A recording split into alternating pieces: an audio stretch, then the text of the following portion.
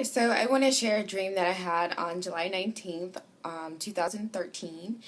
In this dream, I was in a car with three of my coworkers. We were going down a highway, and it was like a large highway, like 6 lanes long. It's pretty big compared to what I'm used to. So in my dream, I got California for some reason. I don't know why. But I just got California. That's where we were. So we were going northbound down the highway, and there was other cars on the highway, but the traffic was flowing. So we continued to go down the highway, and on the southbound side, there was a lot of traffic. So I'm like, oh, there must have been an accident or something, or construction, something. So I'm like, all right. And then we continued to go down the highway, and there was like a little opening where the southbound can get into the northbound lane. So all the cars were jumping over to the northbound lane. So I'm like, okay, this is a little weird. It was a lot of cars going, so I thought that was a little weird. So I tell my coworker, you know what, turn on the radio, see what's going on. And she tries to turn on the radio, and it wasn't working. So I'm like, okay, that's weird. So I tell her, you know what, I need to get out of here. I don't feel safe. There's something going on. I don't know what it is, but I need to get out of here. So take me to my car. So she takes me to my car, and I get in, and also another coworker, she gets in with me.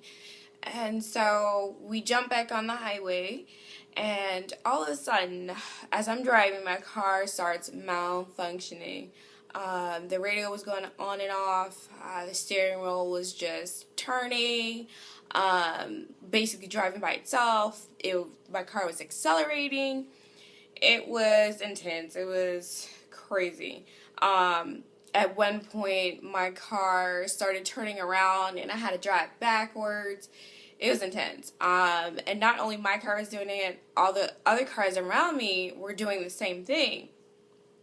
So I'm like hitting walls and like hitting people, trying to dodge them. It was intense. So that was going on, and then all of a sudden I hear a noise. It was like a woo, like a loud noise.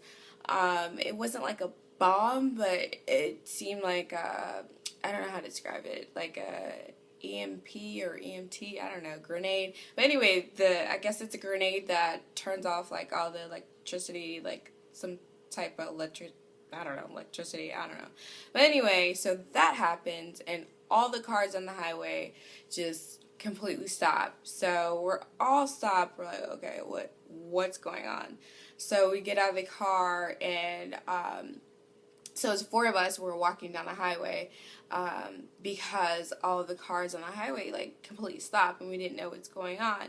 So I tried to use my phone, and my phone wasn't working.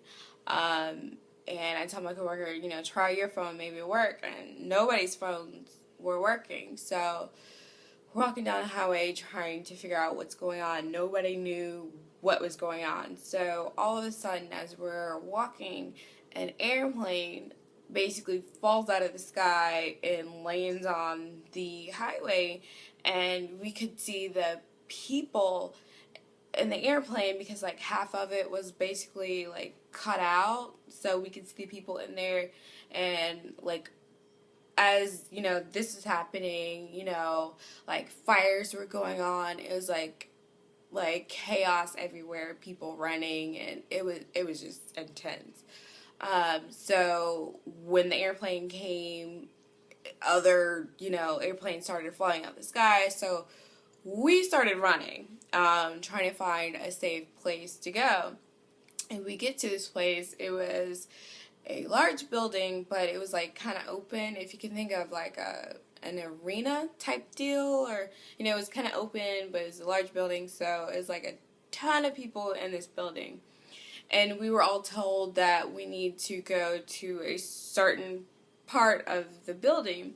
And the part of the building, it was set up like they had bunk beds and basically living quarters for a lot of people. And I was like, okay, what's going on? What is this? Are we supposed to basically stay here? So that happens, but when we were like walking through, you could see people in their like the bunk beds, and they were doing all sorts of things. It was very sexualized, very young children with adults, having sex. It was just somewhere I didn't want to be. So I'm telling my coworkers, you know what, we need to get out of here. We need to find somewhere we can't stay here because this is not where I want to be.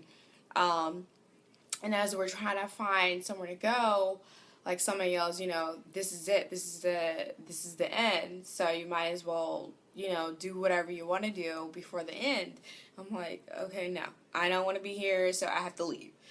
So we find a door and we leave. So we go back outside and we meet up with some other people that didn't want to be in this arena type big building thing.